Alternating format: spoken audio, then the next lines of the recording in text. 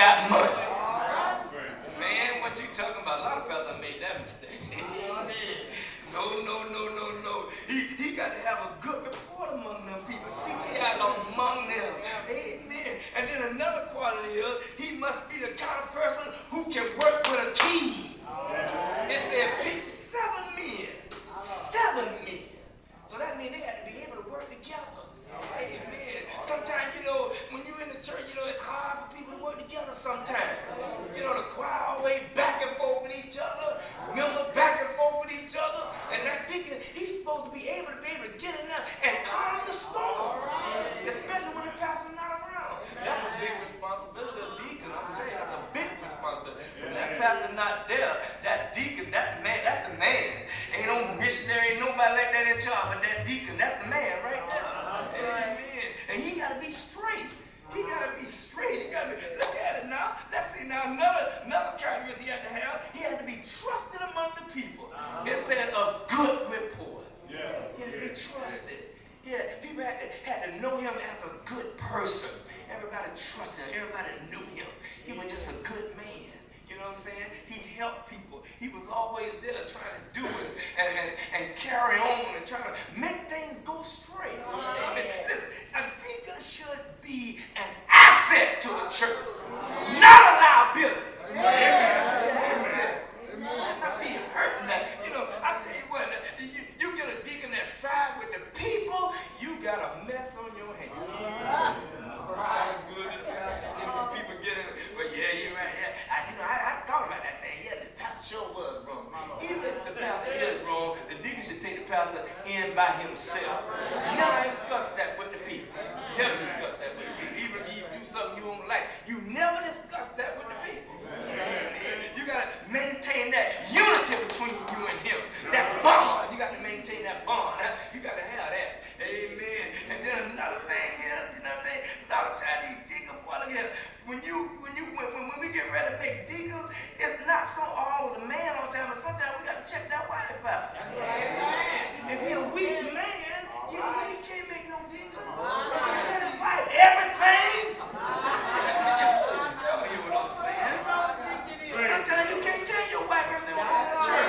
Because she got friends. And she talk to them a little too much sometimes. Amen. You got to know what kind of wife you got. You got a wife that keep her mouth shut, then you don't need to tell her nothing.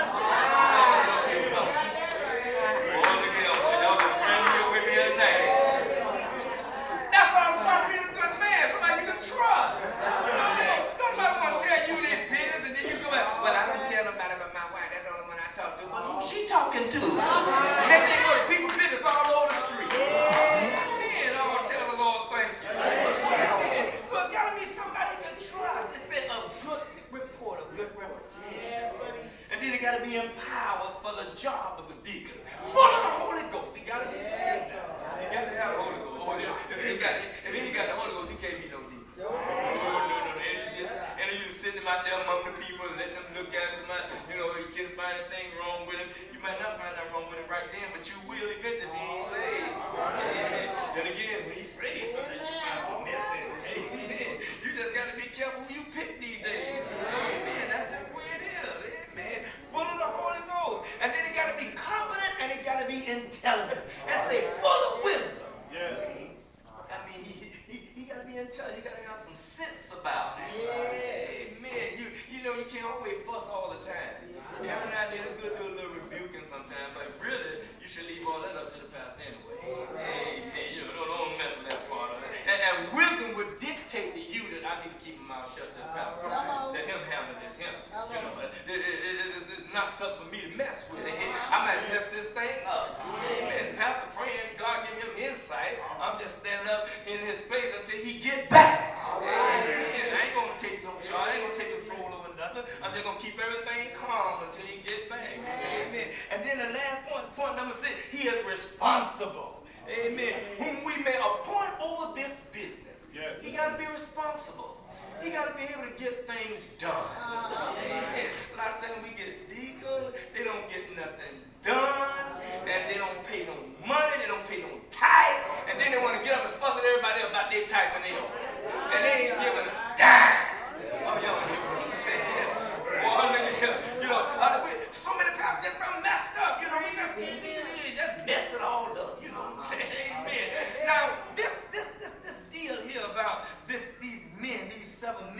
chosen to serve. Now, when you go to Timothy, the list is a little more extensive. The qualification is a little more extensive, but it all stems from this right here.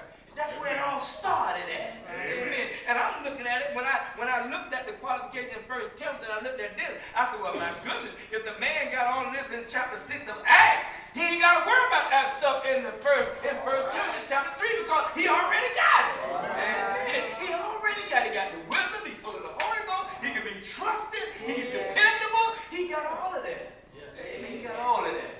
But you know, I noticed something right after they did this, and the church was began to be persecuted, and Stephen was stoned, the serving of the church, all of that ceased.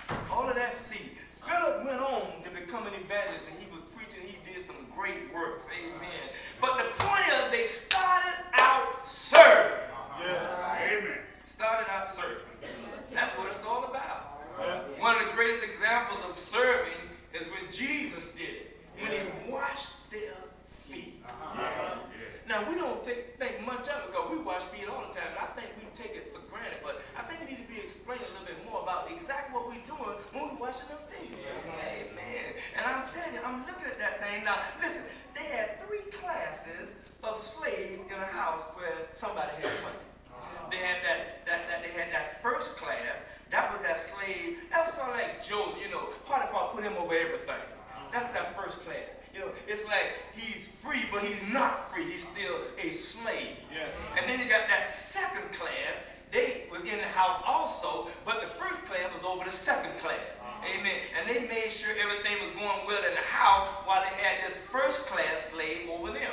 But then when it comes to the third class, that's the one nobody really paid no attention to. Those are the ones that got the beatings and the mistreatment. Whenever a visitor came, that third class of slave was the one who washed the feet. Y'all don't hear what I'm saying?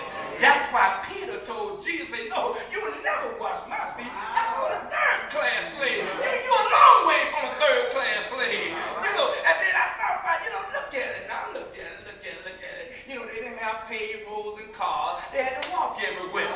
And when you walking in those days, and your only form of transportation was animals, camels, mules, horses, it wasn't no big deal to step in something. Y'all know what I'm saying? And you ain't had nowhere to wash that stuff off. And then you mixing it with all the dust.